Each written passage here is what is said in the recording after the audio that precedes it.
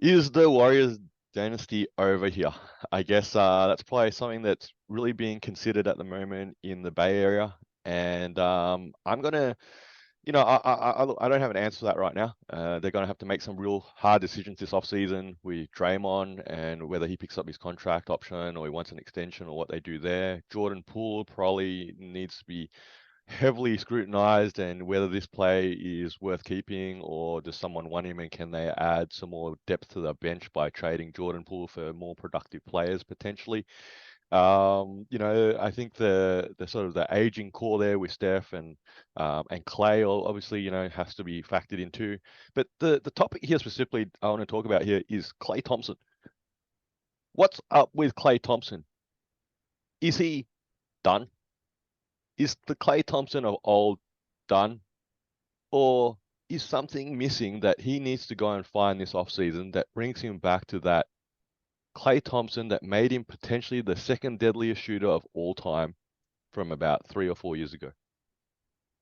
What do you reckon? There's a lot here. There's a lot here. So we'll go player by player, or at least I'll go player by player, and I'll try to rapid fire it.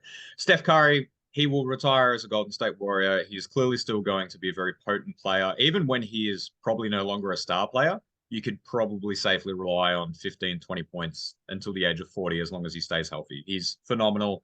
He always will be. No worries there. Jordan Poole, I told you. I told you. Poor man Steph. Poor man Steph. And if he's not doing that, he's not doing anything. And that was very apparent very quickly. Draymond is the glue.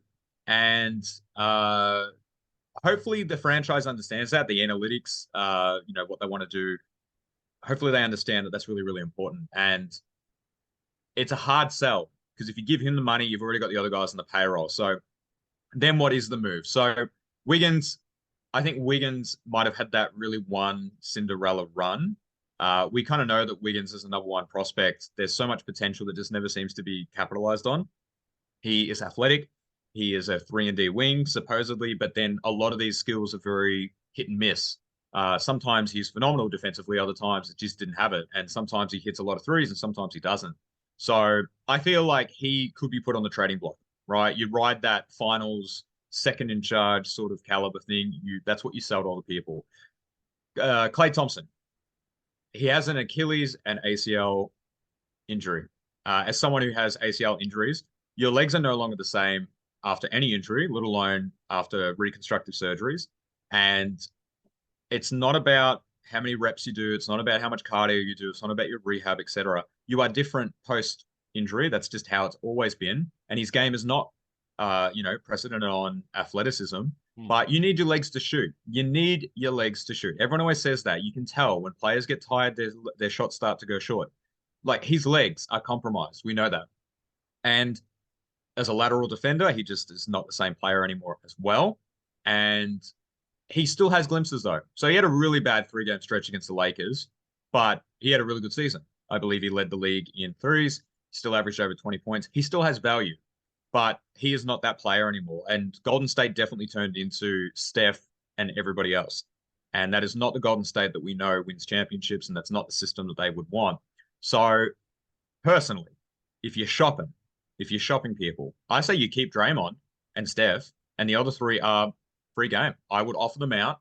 I would have a look what teams want to do. Draymond is clearly a vet with defensive mindset that you want on your team because you want to trade Klay Thompson to someone to get some young players back. You want to trade Jordan Poole for a young for young, or you know what, even young for role players, right? Let him go chuck 20 shots up on Charlotte and take 2 of their players back or something. But him, Wiggins, Thompson, those are the 3 that you'd be actively shopping, all of which still have value. You know that they can produce in the regular season. You know that they just won a championship. It's not that long ago, but you got to get off of one of them especially if you are keeping Draymond.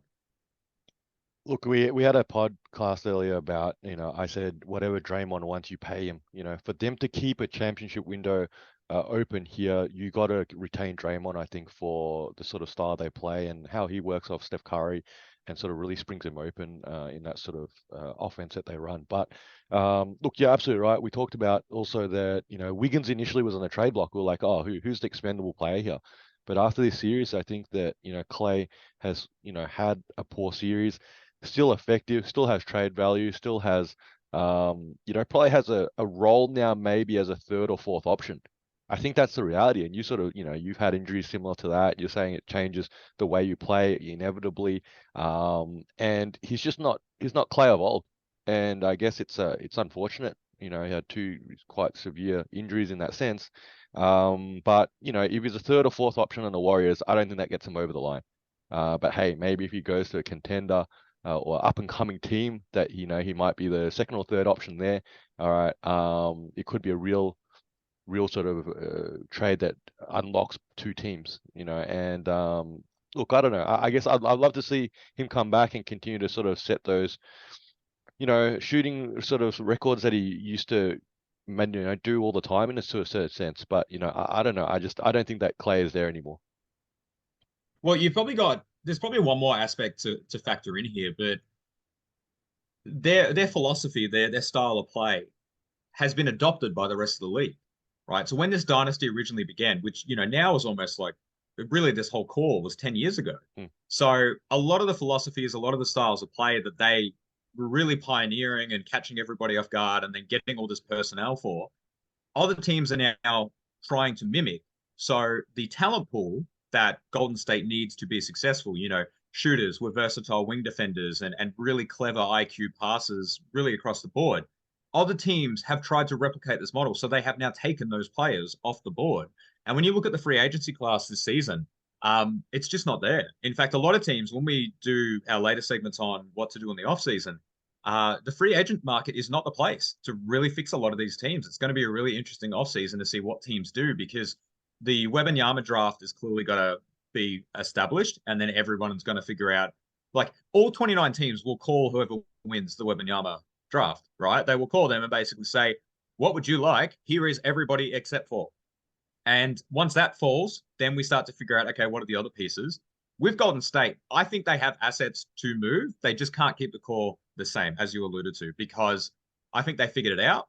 I don't think Clay's very versatile anymore. I think Jordan Poole, as I alluded to, I think he's not very versatile, right?